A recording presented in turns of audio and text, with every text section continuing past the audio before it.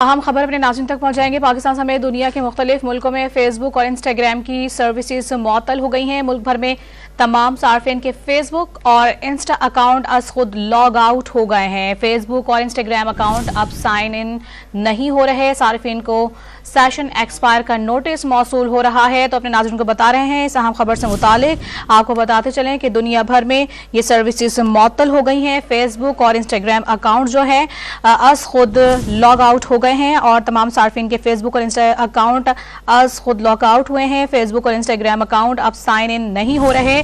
सार्फिन को session expire का notice मौसूल हो रहा है। इस अहम खबर से मुतालिक अपने नाज़रीन को बताते चलें कि पाकिस्तान समेत दुनिया के मुख्तलिफ मुल्कों में फेसबुक और इंस्टाग्राम की सर्विसेज मुअत्तल हो गई हैं। मुल्क भर में तमाम सार्फिन के फेसबुक और इंस्टा अकाउंट आज खुद लॉग आउट हो गए हैं और लॉग आउट होने के बाद फेसबुक और इंस्टाग्राम अकाउंट अब साइन इन नहीं हो रहे और सार्फिन को सेशन एक्सपायर का नोटिस मौसूल हो रहा है।